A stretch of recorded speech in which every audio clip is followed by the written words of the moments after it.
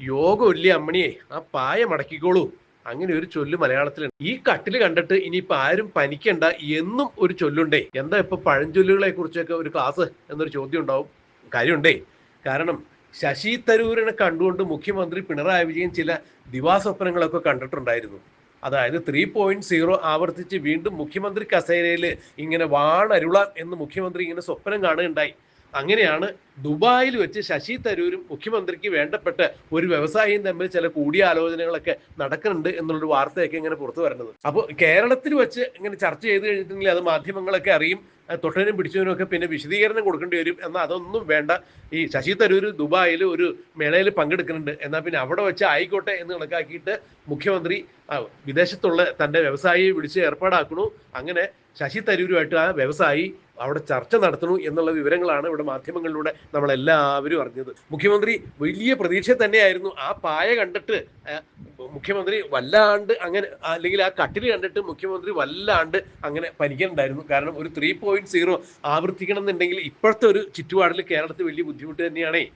കാരണം ഭരണവിരുദ്ധ വികാരം എന്ന് പറഞ്ഞ അടിമുടി ജനങ്ങള് ദുരിതത്തിലാണ്ട് നിൽക്കുന്ന സമയത്ത് ഇപ്പൊ ബജറ്റും ഒക്കെ അവതരിപ്പിച്ചിട്ടുണ്ട്. വാരിക്കോരി ഒരുപാട് പ്രഖ്യാപനങ്ങൾ. ഒരു വർഷത്തിലധികം സെക്രട്ടേറിയറ്റ് നടക്കിയ ആശാവർക്കർമാർ സമരം ഇരുന്നിട്ട് 5 പൈസ കൊടുത്തില്ല എന്ന് വേണ്ട. മുഖ്യമന്ത്രി ആ സെക്രട്ടേറിയറ്റിന് വെളിയിലേക്ക് ഇറങ്ങുമ്പോൾ ആ സമരപ്പന്തൽ വഴി ഒന്ന് പോകുകയാണെങ്കിൽ വടക്കോട്ടേക്ക് തിരിഞ്ഞുകൊണ്ട് നോക്കി മുഖ്യമന്ത്രി പോകും. അത്ര പോലും അവരെ ഗൗനിച്ചിരുന്നില്ല. ഇന്നിപ്പോ അവർക്കൊക്കെ വാരിക്കോരി ഒരുപാട് പ്രഖ്യാപനങ്ങൾ ഉണ്ടായിട്ടുണ്ട്. അല്ല, ഈ പ്രഖ്യാപനങ്ങൾ നടത്തുന്നതിൽ പ്രത്യേകിച്ച് നഷ്ടങ്ങളൊന്നും ഇല്ലല്ലോ. മാത്രമല്ല ഇപ്പൊ 2026 നിയമസഭാ തെരഞ്ഞെടുപ്പ് വരികയാണല്ലോ.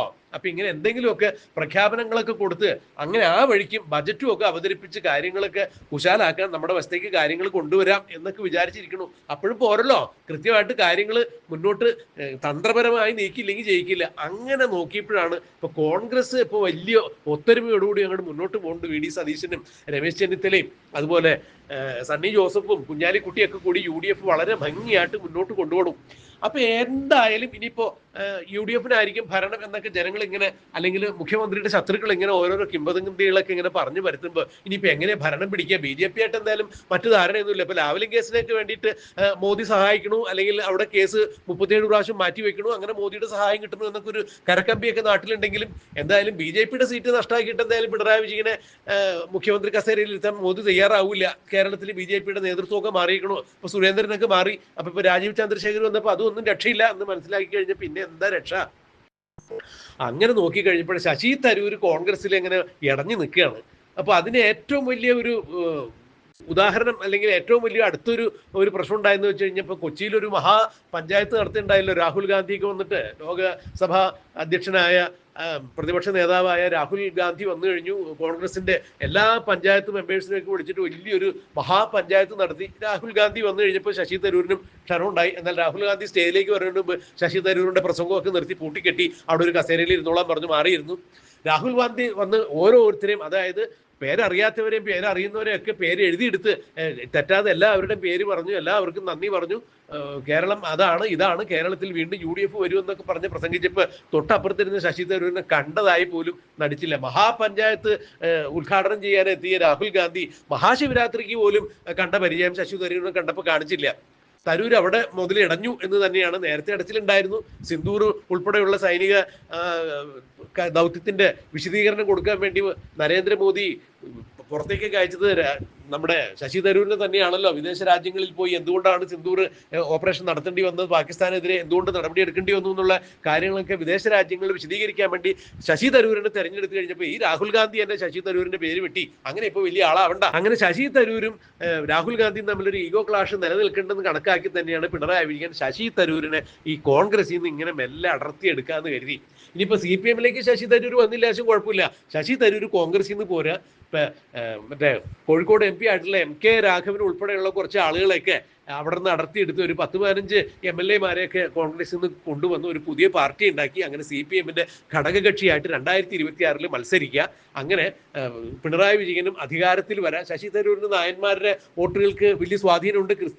ക്രൈസ്തവർക്കിടയിലും വലിയ സ്വാധീനമുണ്ട്. വിശ്വപൗരൻ എന്നുള്ള അറിയപ്പെടുന്നത്. വിവരമുള്ള ആളാണ്, വിദ്യാഭ്യാസമുള്ള ആളാണ്, ഭരണ നൈപുണ്യമുള്ള ആളാണ്, വിദേശ നയങ്ങളിലൊക്കെ വലിയ താല്പര്യവും അറിവും ഉള്ള ആളാണ്, നല്ല വാഗ്മിയാണ്, എഴുത്തുകാരനാണ്, സൗമ്യനാണ്, സംസ്കാരശീലനാണ്. മാത്രമല്ല വോട്ടേഴ്സിനെ സ്വാധീനിക്കാൻ പറ്റിയുള്ള ശക്തിയുണ്ട്. ചെറുപ്പക്കാർക്കിടയിൽ തരൂർ ഒരു വികാരം തന്നെയാണ്. അപ്പോൾ ഒരു നൂതന കേരളം സൃഷ്ടിക്കുന്നതിന് വേണ്ടി, യുവാക്കൾക്ക് വേണ്ടി ഒരു കേരളം സൃഷ്ടിക്കുന്നതിന് വേണ്ടി, ഒരുപാട് തൊഴിലവസരങ്ങൾ സൃഷ്ടിക്കുന്ന ഒരു കേരളം ഉണ്ടാക്കുന്നതിന് വേണ്ടി ശശി തരൂരിനെ കൂടെ തങ്ങളുടെ ക്യാമ്പിലേക്ക് കൂട്ടിക്കഴിഞ്ഞാൽ അത് വലിയ ഒരു നേട്ടമാവും എന്ന് പിണറായി വിജയൻ വിചാരിച്ചു. അങ്ങനെ ശശി തരൂരും ഈ രാഹുൽ ഗാന്ധിയും തമ്മിൽ നേരിട്ട് അങ്ങനെ കോർത്തിരിക്കണു, തെറ്റിയിരിക്കണു, കൊമ്പ് കോർത്തിരിക്കണു എന്നുള്ളൊരു വിവരം അറിഞ്ഞു കഴിഞ്ഞപ്പോൾ ദുബായിലുള്ള സുഹൃത്തിനെ വിളിച്ചു. തരൂർ ഇതേ ദുബായിൽ വരുന്നുണ്ട്, അങ്ങനെ കാര്യങ്ങളൊക്കെ ഒന്ന് ചാലാക്കണം എന്ന് പറഞ്ഞു. അങ്ങനെ ശശി തരൂർ ദുബായിൽ എത്തിക്കഴിഞ്ഞപ്പോൾ അവിടെ പിണറായി വിജയൻ ഏർപ്പാടാക്കിയ വ്യവസായിയായിട്ട് ചർച്ച ചെയ്തു. അവിടെയും മാധ്യമങ്ങൾ തരൂരിനെ കണ്ടു കഴിഞ്ഞപ്പോൾ ഇപ്പോഴൊന്നും ഞാൻ പറയുന്നില്ല, ഇപ്പോൾ ഈ വിദേശ രാജ്യത്ത് വെച്ച് നമ്മുടെ നാട്ടിലെ കാര്യങ്ങളൊന്നും പ്രതികരിക്കണില്ല എന്ന് പറഞ്ഞ് ശശി തരൂർ അവിടെ നിന്ന് ഒഴിഞ്ഞു മാറി. അപ്പോഴും പിണറായി വിജയൻ എന്താ പറഞ്ഞ വലിയ ശുഭപ്രതീക്ഷ തന്നെയായിരുന്നു. 3.0 സ്വപ്നം കണ്ട് ജോത്സ്യനെ കണ്ട് അവിടെ കുറിച്ച് എന്ന് ഭരണത്തിൽ ഇരിക്കണം, കയറണം എന്നൊക്കെ ഉള്ള കാര്യങ്ങളൊക്കെ പിണറായി വിജയൻ തീരുമാനിച്ചു. മുഖ്യമന്ത്രി കുപ്പായം പുതിയതൊക്കെ അടിച്ചൊക്കെ വെച്ചു എന്നൊക്കെയാണ് പറഞ്ഞു കേൾക്കുന്നത്. അങ്ങനെ എന്തൊക്കെ സ്വപ്നങ്ങൾ കണ്ടു പിണറായി വിജയൻ ക്ലിഫ് ഹൗസിലും ഒക്കെ ഒരുമിച്ച് ഇങ്ങനെ ആർത്തുല്ലസിച്ചിരിക്കുമ്പോഴാണ് എന്തായാലും കോൺഗ്രസ് തറ പറ്റിക്കും 2026 തരൂര് പോരുമല്ലോ, കൂടെ ഒരു 15 MLA മാരും വരും. കാര്യങ്ങളൊക്കെ സുഖമായി. ഇനിയിപ്പോൾ വീണ്ടും 3.0 ആവർത്തിച്ച് പിണറായി വിജയൻ ഒരു റെക്കോർഡ് കൂടി സൃഷ്ടിക്കാം. കാരണം ഇടതുപക്ഷ ജനാധിപത്യ മുന്നണിയുടെ ഒരു മുഖ്യമന്ത്രി, ഇടതുപക്ഷ ജനാധിപത്യ മുന്നണി കേരളത്തിൽ 2ാം വട്ടം അധികാരത്തിൽ വന്നു, വീണ്ടും പിണറായി വിജയൻ തന്നെ അധികാരത്തിൽ വരും. അത് വലിയൊരു റെക്കോർഡാകും.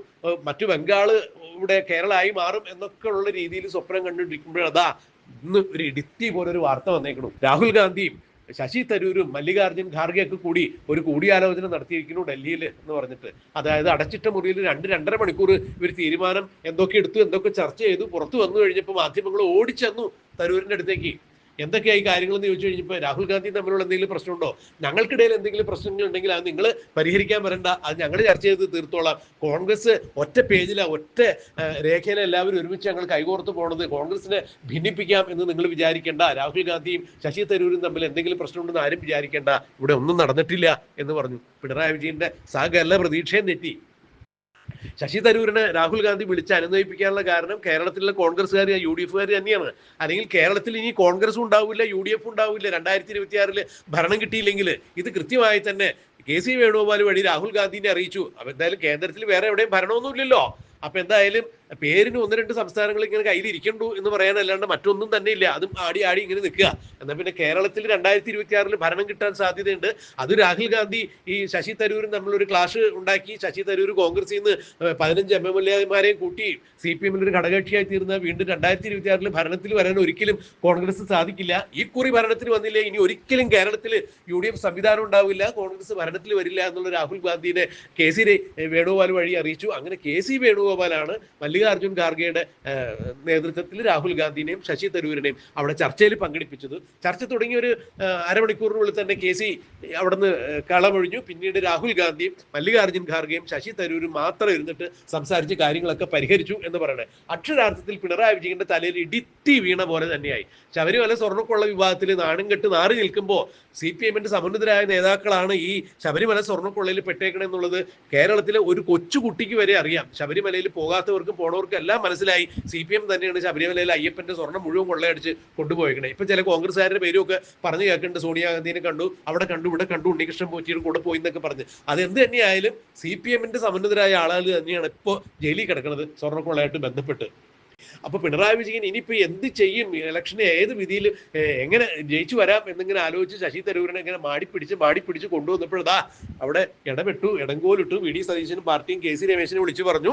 അങ്ങനെ KC രമേശ് രാഹുൽ ഗാന്ധിയുടെ അടുത്ത് നിന്ന് കാര്യം പറഞ്ഞു. ഈ വേഷം കെട്ടൊക്കെ മാറ്റിവെച്ച് ചർച്ചയ്ക്ക് തയ്യാറായില്ലെങ്കിൽ കേരളവും കയ്യിൽ നിന്ന് പോകും, ഇനി ഒരിക്കലും കേരളത്തിലേക്ക് കോൺഗ്രസ് എന്ന് പറഞ്ഞ് പിന്നെ വരേണ്ടി വരില്ല എന്ന് പറഞ്ഞപ്പോൾ രാഹുൽ ഗാന്ധിയും വഴിക്ക് വന്നു. അങ്ങനെ ശശി തരൂരിനെ അടുപ്പിച്ച് നിർത്തി വീണ്ടും കോൺഗ്രസിന് ജയിക്കാനുള്ള ഒരു സാധ്യത ഉണ്ടാക്കി. അക്ഷരാർത്ഥത്തിൽ അത് പിണറായി വിജയന്റെ 3.0 എന്നുള്ള സ്വപ്നത്തിന്റെ നെറുകിൽ കിട്ടിയ ഒരു അടിയായി. അതുകൊണ്ട് തന്നെ ഈ വാർത്തയുടെ ആമുഖത്തിൽ പറഞ്ഞ യോഗമല്ലേ അമ്മണിയെ പായ മടക്കിക്കോളൂ, ആ കട്ടിന് കണ്ടിട്ട് ഇനി പിണറായി വിജയൻ പനിക്കണ്ട, ശശി തരൂർ എന്ന കട്ടിന് കണ്ടിട്ട് അതിൽ കയറി കിടക്കാം എന്ന് വിചാരിച്ചിട്ട് ഇനി പനിക്കണ്ട, ശശി തരൂരിനെ തങ്ങളുടെ പക്ഷത്തേക്ക് കിട്ടില്ല എന്നുള്ള കാര്യം മനസ്സിലാക്കി. ഇനിയിപ്പോ എന്താ, തെരഞ്ഞെടുപ്പിന് മുമ്പ് എന്തെങ്കിലും ഒരു സൂത്രം കണ്ടെത്തണമല്ലോ എന്നുള്ളൊരു ഉപായത്തിലാണ് മുഖ്യമന്ത്രി ഇരിക്കുന്നത്. എന്തെങ്കിലും ഒരു സൂത്രം കണ്ടെത്തുമായിരിക്കും. അപ്പോൾ അങ്ങനെ എന്തെങ്കിലും സൂത്രം കണ്ടെത്താനായിട്ട് നമുക്ക് അറിവുണ്ടെങ്കിൽ അപ്പോൾ വരാട്ടോ. ആയിക്കോട്ടെ, നമസ്കാരം.